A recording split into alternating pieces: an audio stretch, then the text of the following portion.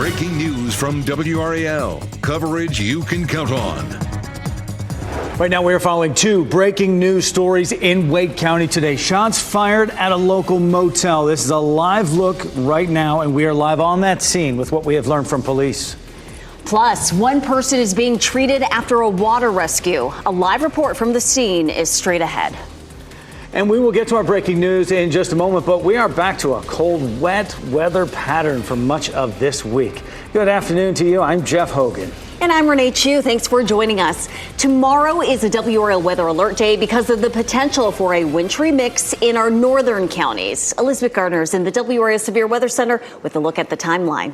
We're setting the stage right now with the cloudy skies. Our wind shifted overnight last night to northeasterly, so that's grabbing a little bit of moisture and cloud cover, and those clouds will really be locked in all the way through really until Friday. Look at the cloud cover that we'll see for the rest of the day today. This is from lunchtime on through the afternoon. We are not likely to see any more rain today, but we will start to see that rain between 7 and 9 o'clock in the morning. This is 7 a.m. and you can see a few light showers back to our west. We'll pause it there at 10 a.m. and you can see from Raleigh northward, the purple shaded area is going to be a little wintry mix. The main thing that we'll likely see out of this is some sleet, but we could see some freezing rain. We might see a little bit of snow mixing in. This version of Futurecast is, showing more snow there, but it's more likely to be a mix, and that mix may continue all the way up until lunchtime. Everybody else sees a cold rain out of this and some significant rainfall in our forecast for the next several days. Looking at widespread showers that develop after 7 o'clock, chilly temperatures in the 30s in the morning, and some of that will last into the afternoon. Best chance of icy conditions will be in our northern counties. Take a look at our weather impact. From Durham to Lewisburg to Rocky Mount and northward, we'll end up with limited impact, mostly on bridges where the conditions could be slick in the morning up through lunchtime. Coming up, we're going to talk more about our extended wet period and how much rain we could see total. You can track severe weather anytime with the WRAL News app. Download the WRAL News app and turn on alerts to get notified about severe weather in your location. The WRAL News app is available for Apple and Android devices. Breaking news right now, shots fired at a Raleigh motel. This happened shortly after 10:30 at the Super 8 on South Saunders Street. And that's where we find WRAL's Sean Gallagher. Sean, what can you tell us?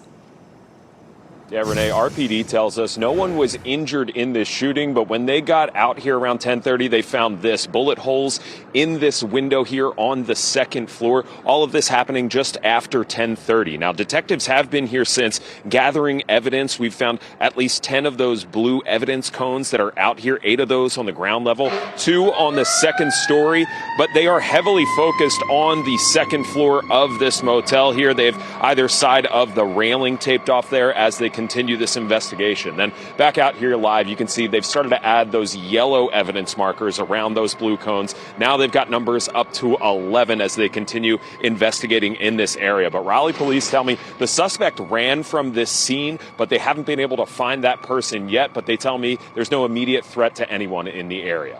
In Raleigh, Sean Gallagher, WRAL News. We're also following breaking news in another part of Wake County. One person is in critical condition after a water rescue there. And WRAL's Chelsea Donovan is live at Mystery Lake Scuba Park, where this all happened. Chelsea.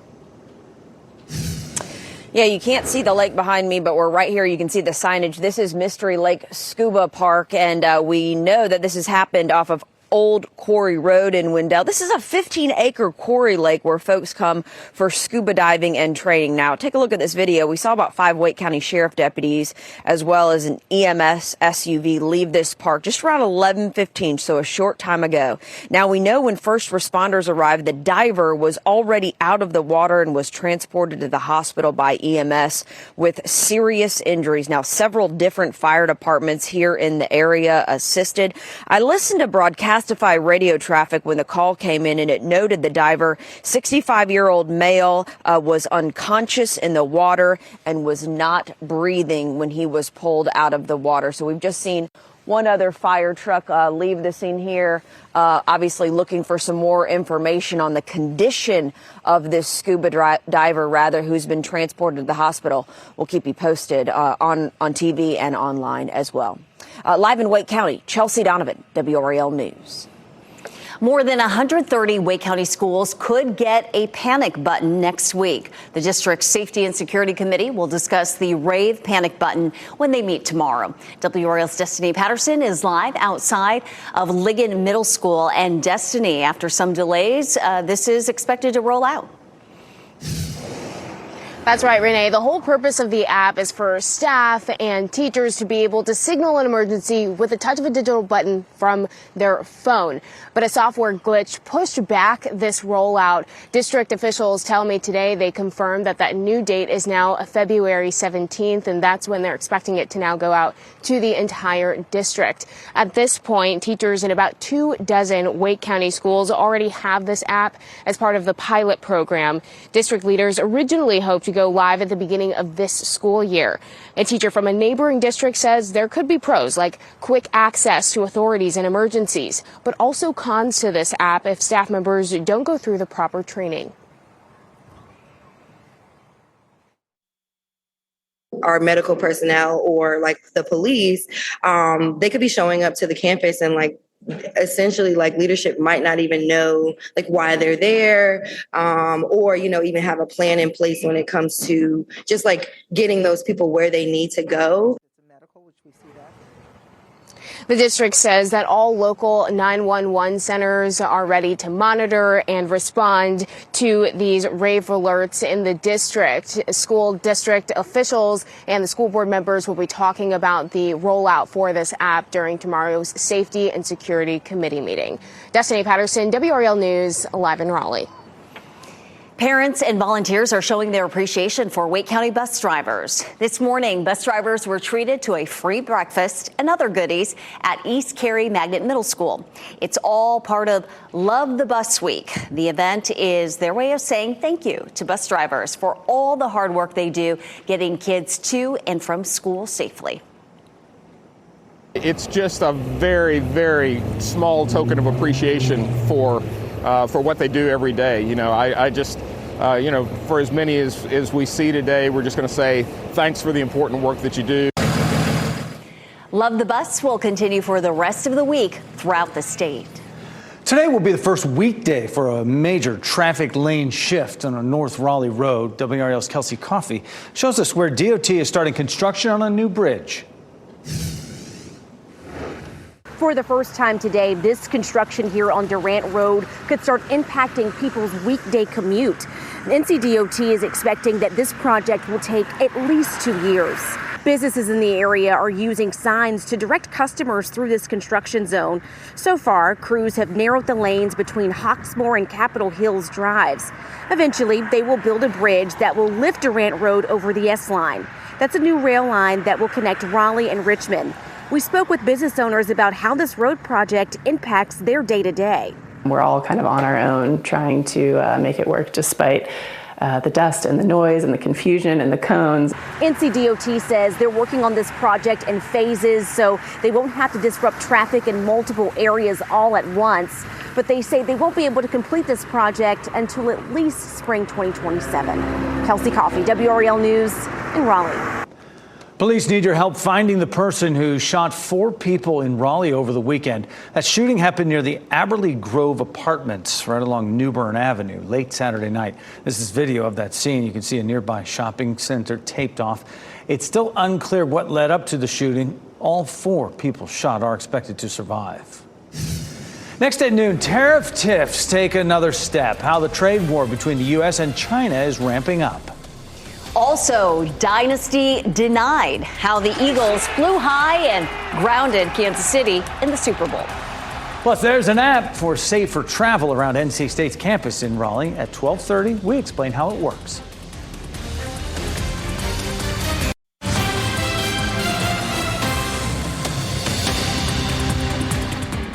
Happening right now in the WRAL Live Center, the family of Sonia Massey has reached a $10 million settlement following her death last year. They reached that settlement with Sangamon County, and the settlement is an ongoing effort to address her death. She was shot by former sheriff's deputy Sean Grayson in her home in July of last year. The shooting was captured on police body camera. The settlement is believed to be one of the largest in the county's history. It still needs to be approved by the Sangamon County Board which is expected to meet tomorrow. The trade war between the world's two largest economies ramps up another notch. China's counter tariffs kick in today on American goods. This comes as President Trump says he'll announce new reciprocal tariffs tomorrow or Wednesday. Amy Kiley reports. This escalation is not going to be helpful. President Donald Trump says he's announcing a number of new tariffs this week, starting today. Any steel coming into the United States is going to have a 25% tariff. What about aluminum, sir? Aluminum, too.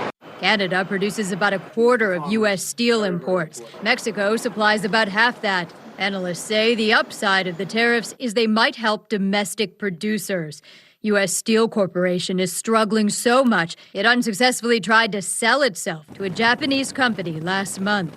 Some economists say the downside of tariffs could be higher prices for Americans. They point to other duties on metals that Trump imposed in his first term. It was sort of a situation where an eye for an eye left everybody blind. Also today, new Chinese tariffs on some U.S. goods begin. They're 15% for certain types of coal and liquefied natural gas, and 10% for crude oil, certain vehicles, and farm equipment. China says, quote, trade and tariff wars have no winners.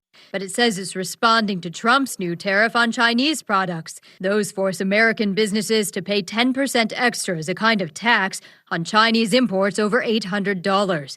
Many economists say that could be inflationary. When you're dealing with the Chinese government, you really are looking to try to find a way that nobody really looks bad. That was Amy Kiley reporting. The Trump administration says it is only putting a hold on tariffs on Chinese imports that cost less than $800. The Commerce Department is developing a system for tracking those goods. The Philadelphia Eagles are Super Bowl champions. They dominated the Kansas City Chiefs last night with the score of 40-22. Take the Vince Lombardi home to Philadelphia. No. Jeffrey Lurie. That was Eagles owner Jeffrey Lurie holding the Lombardi Trophy.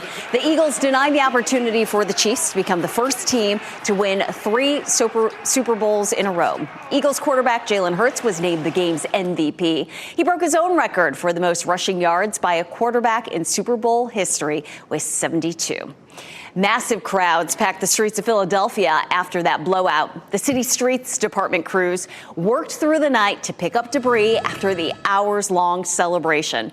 During the Jubilee, some traffic lights were toppled around City Hall. But as of this morning, police had not announced any arrests. While those fans packed the streets, others racked up on championship merchandise. One store rolled out their Super Bowl champs Eagles gear, and fans wasted no time snatching it up. The merchandise included everything from T-shirts to hats and much, much more. A lot of folks were wondering if Kendrick Lamar would perform the Drake diss track, Not Like Us, during the halftime show. Oh, he certainly did. But he did take out one of the words that prompted Drake to sue their shared record label, Universal Music Group. K-Dot took things to another level when he brought out tennis star Serena Williams dancing there. She once dated Drake, and Williams came out dancing during that performance, as you saw. Although no official plans have been announced for a parade for the Eagles, just after midnight last night, the team posted on social media, "See you Friday." With snow in the forecast this week, weather may play a factor in when that parade is held. The forecasters are predicting 2 to 5 inches of snow tomorrow, with precipitation beginning in the afternoon, and then it's expected to taper off early Wednesday morning. So hopefully it'll give the city plenty of time to clear those roads and surrounding areas where the parade will be held. It has not yet officially announced details on where or that parade will go. Follow the same route maybe that it did in 2018. We'll have to find out. That's when the Eagles beat the Patriots for their only other Super Bowl win. And that brings us to today's live poll. We are asking you to rate Kendrick Lamar's halftime show. Just slide the bar to make your choice. Was it terrible or was it amazing? Share your voice right now by scanning the QR code on your screen or head to WRAL.com/yourvoice. We will share the results before the end of this newscast. Certain group that watched with great interest. in that, you know? For sure.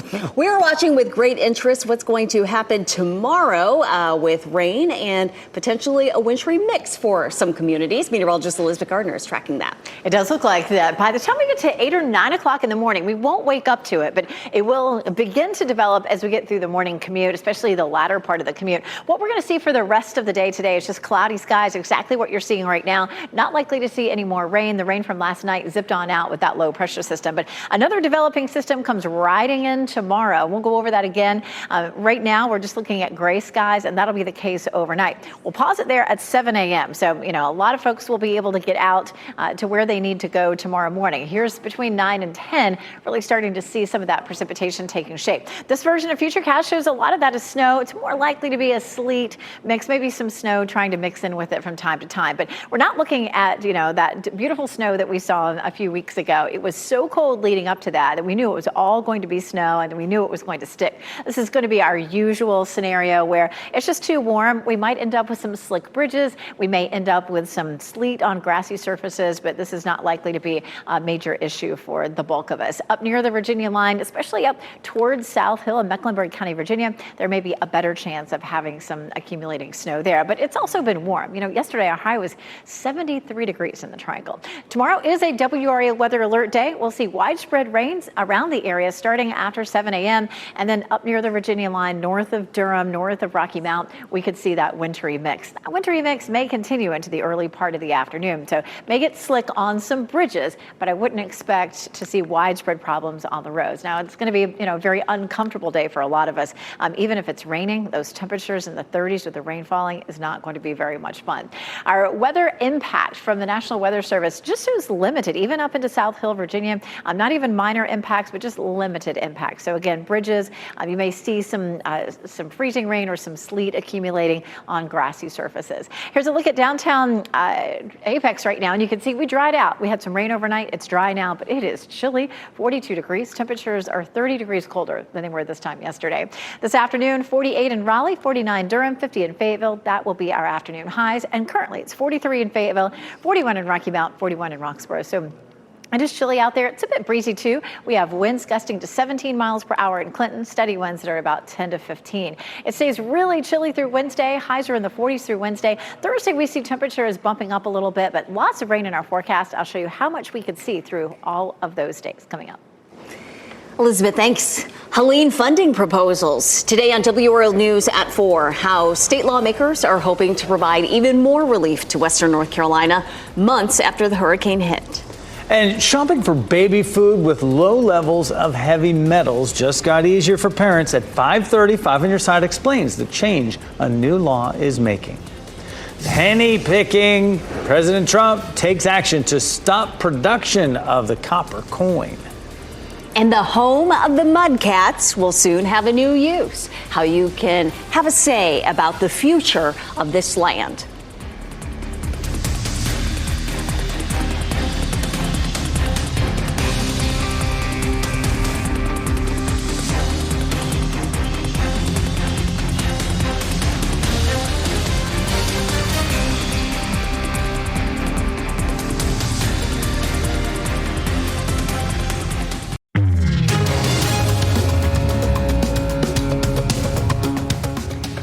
President Trump is ordering the Treasury Department to stop minting new pennies. The U.S. Mint lost $85 million in the past year on the more than 3 billion pennies. The higher costs are partly due to rising prices of zinc and copper.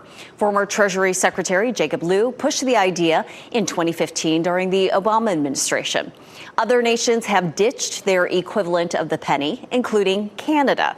The country stopped minting its 1-cent coin in 2012. Meta says it is laying off about 3,000 workers to raise the bar on performance. Workers began receiving notices this morning via work and personal email accounts. The email notices will contain information about severance packages, vested stock options, and bonuses coming to eligible workers.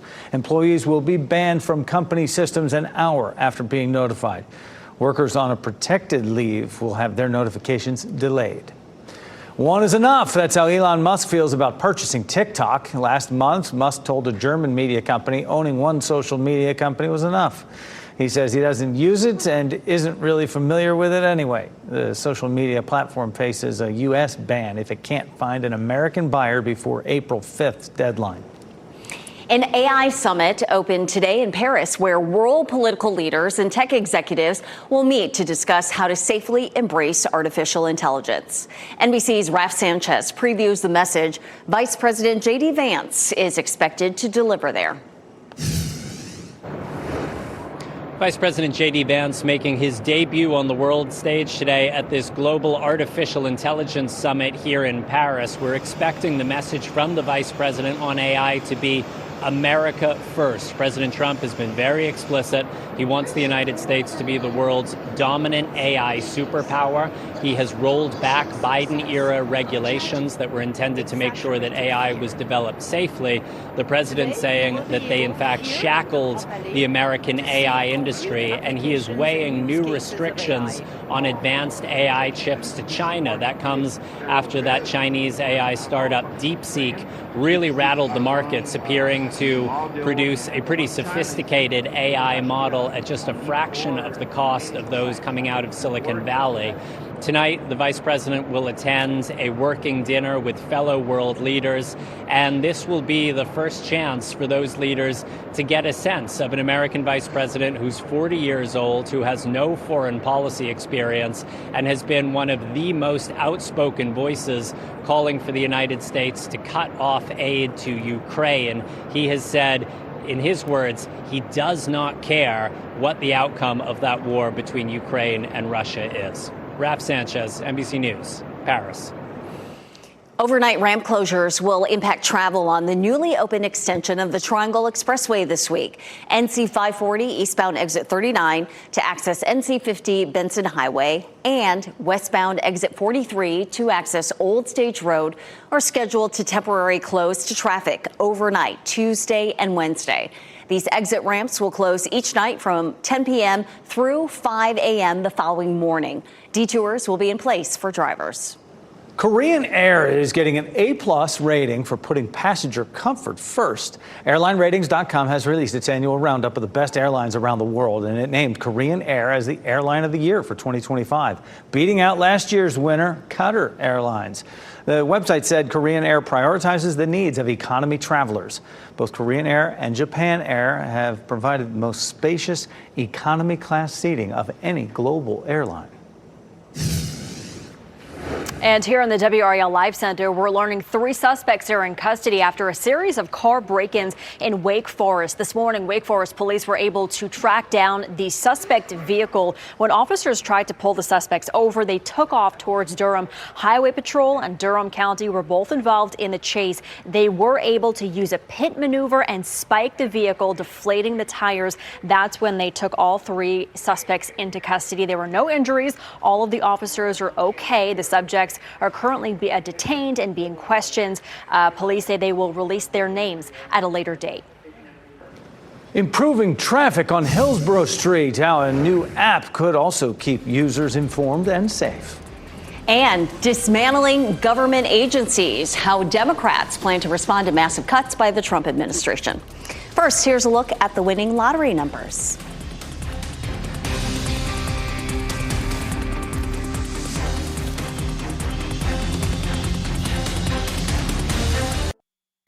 Shot in 4K ultra high definition. Your #1 source for local news. WRAL News. Coverage you can count on.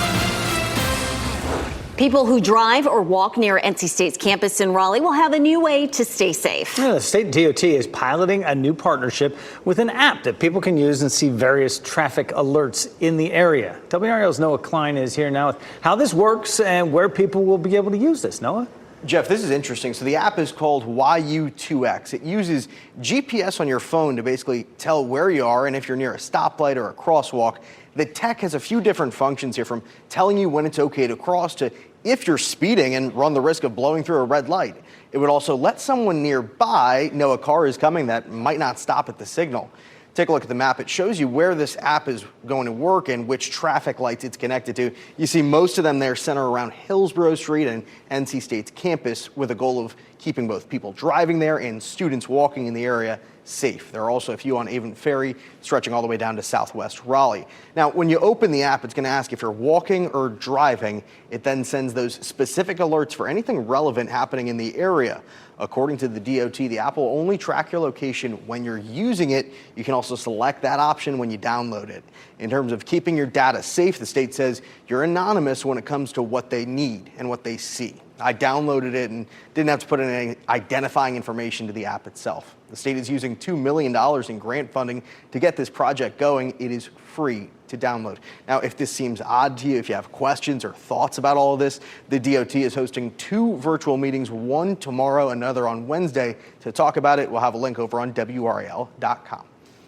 To technology moving forward. Noah, thank you. Drivers will have to get accustomed to a traffic lane shift in North Raleigh. The DOT is starting construction on a new bridge on Durant Road. This is all part of the S-Line passenger rail service project. Once it is finished, people can use the bridge to drive over the railroad tracks there. The project is expected to be complete in the spring of 2027.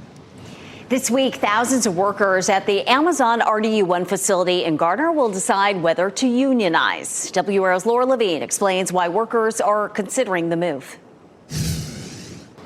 These are the people who are responsible for getting our packages in on time, and now they want to feel more secure and supported on the job. Here at the RDU1 facility in Garner, you can see signs just like this out front that says RDU1 Unite, Win the Fight. Of course, they're here hoping to represent more than 4,000 Amazon workers with this upstart union. So over the weekend, more than 100 workers rallied outside the facility trying to gather support. By unionizing, the group hopes to receive higher wages, increased paid time off, paid lunch, and several other demands. The company pays workers in this facility a starting wage of $18.50 an hour and a top pay of $23.80 an hour. The union organizer said that they'll be pressing for $30 an hour.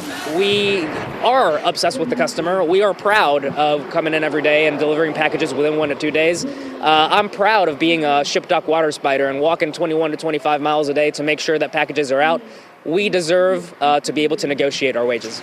And WRAL reached out to Amazon for a statement on the efforts to unionize. A spokesperson said in part, the fact is Amazon already offers what many unions are requesting: safe, inclusive workplaces, competitive pay, and industry-leading benefits. The National Labor Relations Board is also overseeing this 6-day vote, which begins today. It'll run throughout the week, and then the final count will happen on Saturday. Laura Levine, WRAL News in Garner.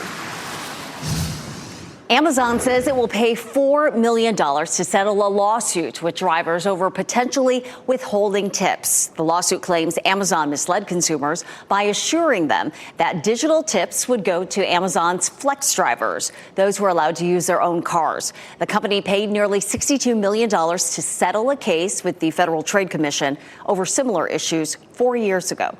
More than 130 Wake County schools could be getting a panic button later this month. The district's Safety and Security Committee will discuss the Rave Panic Button when it meets tomorrow. It's the app that can be used by employees to automatically put their schools in a lockdown if they sense a threat and alert authorities. The committee will hear a plan from the Office of Security that has the district-wide rollout planned for February 17th. Districts in about 24 Wake schools already have this app, but a software glitch had been keeping the remaining schools from being able to join. That'll be this week when they roll that out. The town of Zebulon wants your input about the future of Five County Stadium. The Carolina Mudcats plans to leave the facility after the 2025 baseball season continue, and town and county government leaders are looking ahead to what comes next. Future uses could include hosting other professional sports teams, mixed use development, or other recreation and entertainment options. People who live there can fill out a paper survey now through February 28th at the Zebulon Town Hall. Zebulon Community Center is another location for that, and Zebulon Community Library as well.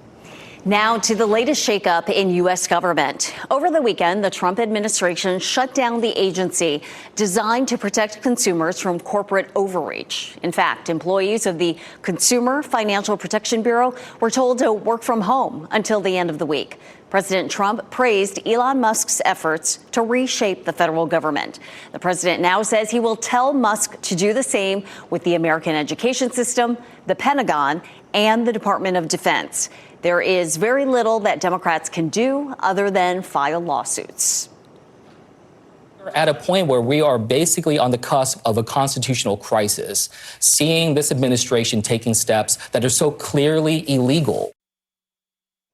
Democrats warn they will offer no help to the White House to codify these massive cuts, even if it means shutting down the government.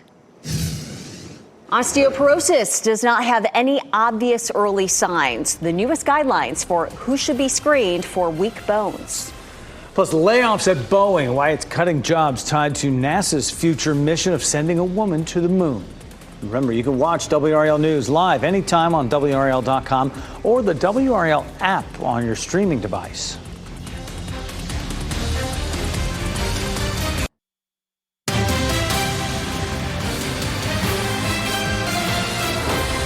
It is the most common bone disease in the U.S. Osteoporosis is a weakening of the bone's structure, tissue, and strength. It can lead to an increased risk of fractures. It's a treatable condition, but only if it's detected through screening. Mandy Gaither shares new guidelines on who should be tested. It's called a silent disease because there are no symptoms of early-stage osteoporosis. It's usually found after a fracture or during screening. It's just a matter of age and time and non-use of your bones that it slowly develops. Dr. Paul Lewis with the Ohio State University Wexner Medical Center says osteoporosis screening isn't invasive but critical as it can detect the condition before bones are broken. New guidelines recommend all women over age 65 have a bone mineral density test. Women of any age at increased risk for the disease are also advised to be screened. It's almost as simple as getting x-rays taken. You lay on the table, they focus on the hip or the spine or your wrist, and a score is computed from that. That score helps determine bone density. If it's low, Lewis says there are several medications that can stop bone loss or help build bone back. Consistently doing weight-bearing exercises or aerobics can also help prevent the disease. He says the new recommendations are due to an increase in injuries and even deaths linked to these types of fractures in the last 7 years. The jury's still out on men getting screened, but typically men with risk factors of osteoporosis should be screened as well.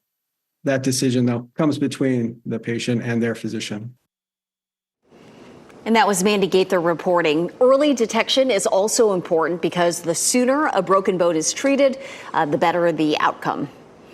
Boeing layoffs. Next, the employee positions the company is cutting involving its missions to space. Plus, fly, Eagles, fly. Next up, what Super Bowl MVP Jalen Hurts says landed them the big win this year.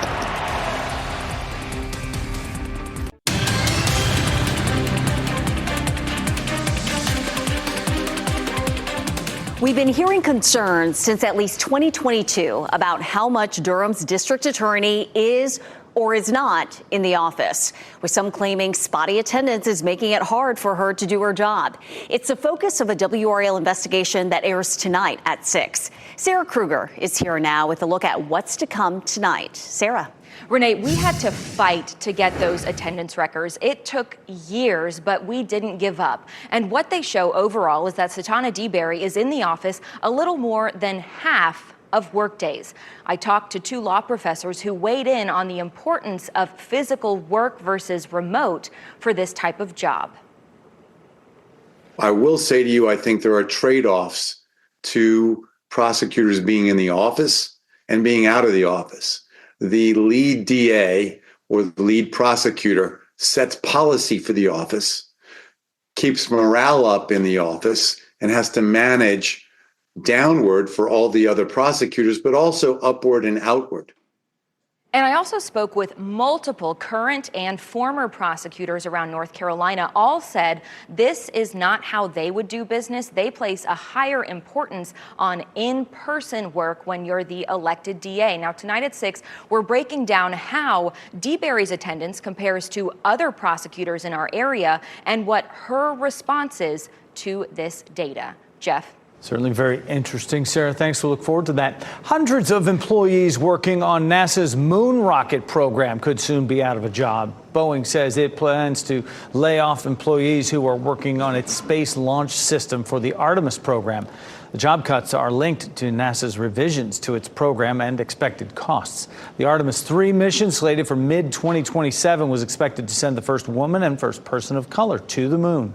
No word on how President Trump's efforts to scrub DEI from government agencies will disrupt that plan. Right now, let's get over to Elizabeth Gardner in the WRAL Severe Weather Center. We can't shake these clouds at all today. No, we're not going to shake them probably until Friday. That's kind of tough to swallow. As beautiful a day as it was yesterday, high of 73 with lots of sunshine. Gray skies in Fayetteville, Raleigh, Apex, Chapel Hill. Chapel Hill's courtesy of Top of the Hill Restaurant. We woke up early this morning to a few sprinkles, but we have dried out everywhere. We have winds out of the northeast that are gusting up to about 15 to 20 miles per hour. We'll see that continue through the afternoon. High pressure to our north, rotating clockwise, is pushing in air right off the North Atlantic into our area. That tends to create a pattern that we call cold air damming, or a wedge pattern. It tends to lock the clouds in place. Now, what we'll see is a couple of systems approaching from the west that help to bring us some rain. The next real good chance of rain won't be until tomorrow morning. Expect the clouds to linger for the rest of the day today. Tomorrow, we're going to end up with a potential for a wintry mix in the morning, maybe even all the way into the early part of the afternoon, mainly in our northern counties. Between now and Thursday, we'll likely see as much as 1 to 3 inches of rain, potentially up to 4 inches in the mountains. And so that is not something that they need to see. They've had some rainstorms, but that one's going to be a pretty heavy one. Again, icy conditions potentially for us near the Virginia line. The precipitation begins between 7 and 9 o'clock in the morning. So the first part of the commute is likely to be fairly dry. And as we head through the morning, we'll see the rain filling in. So there it is at around 9 a.m. The farther you go into Virginia, the more likely this is to be snow. But for our viewing area from the Triangle area northward, it's likely to be sleet. There may be some snow mixed in. There might be a little bit of freezing rain with this as well. But most of us are going to see rain. Raleigh southward, it's really just all going to be a rain event. And it's really different from what we saw a couple of weeks ago back in January when we saw that snow and it did stick. The temperatures had been very cold up until that snow started. Our temperature yesterday was 73, so it's a much warmer air mass. It is cold enough that we might see some slippery bridges, especially from Durham to Roxborough to South Hill. And we could continue to see some of this overnight and again into Wednesday morning, but it looks like we'd have a better chance of frozen precipitation Wednesday morning well to our north and west. So we'll keep watching that. But again, tomorrow is a WRAL weather alert day. This is a look at where we'd have the best chance of some slick bridges from Warrenton to South Hill to Roxborough to Durham. Also potentially some decks or steps, grassy surfaces could see some accumulation. There is a winter weather advisory for northern counties just west of our viewing area. It does not include Person County or Mecklenburg County, Virginia. But if that changes, we'll let you know. Make sure you check in with Kat and Mike this evening because they'll likely have some additional updates. So that rain rolls in here tomorrow, and it's just going to be steady to heavy on through Tuesday, Wednesday, Thursday before this cold front moves through and finally gives us a break on Friday. But then right after that, Saturday and Sunday may be wet again. Looking at anywhere from around 1 inch to 2.5 inches over the next 3 days, Tuesday, Wednesday, and Thursday. And Wednesday could bring us a minor flooding risk. We'll be looking out for that. 60 to 90% chance of rain in the next 3 days. Checking out those temperatures, chilly too. 40 tomorrow, 43 on Wednesday. Thursday, a little different. We'll see a warm front coming through that'll warm us up. Temperatures close to normal on Friday for Valentine's Day with some sunshine. Thanks, Elizabeth. Just a little earlier in this newscast, we asked you to rate Kendrick Lamar's halftime show. Just slide the bar to make your choice there. Oh, and the average response, it bumped up a little bit. Yeah. Not terrible, but not good. Okay, we'll continue to collect answers throughout the day. So share this with your friends. Scan the QR code on your screen or head to WRAL.com/yourvoice. Now, my daughter's bumped that past the halfway mark, I'm sure. Some tough critics in our audience. Yeah. Well, celebrating an Eagles win. Next, what quarterback Jalen Hurts says made this happen for the team.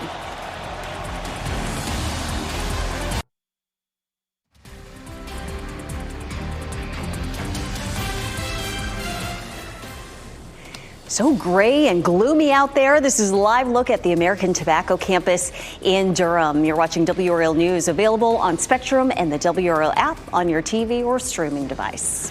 We wrap things up with a look at a few of the headlines we're following for you today. Raleigh police are investigating shots fired at a Super 8 motel. This happened just before 11 this morning at a location on South Saunders Street. When police got there, they found an empty hotel room with bullet holes in the window and door of the room. No one was inside the room at the time, so no one was hurt. Police are looking into what happened. One person is in critical condition after a water rescue in Wake County. This happened just after 10 this morning at the Mystery Lake Scuba Park in Wendell. Deputies responded to reports of an unconscious diver. When they got there, the diver was already out of the water, and that person was taken to the hospital. No word on what happened at this time. Starting today, drivers will have to get accustomed to a traffic lane shift in North Raleigh. The DOT is starting construction on a new bridge on Durant Road. It's all part of the S-Line passenger rail service project. And once that is done, people can use the bridge to drive over the railroad tracks. The project is expected to be complete in the spring of 2027. The Philadelphia Eagles are the Super Bowl champions, their second Super Bowl win in 8 seasons. Eagles quarterback Jalen Hurts gave credit to his teammates. Group effort, and only thing I can think about is all the effort, all the work that was put in over the course of time. And I think we had a focus group out there.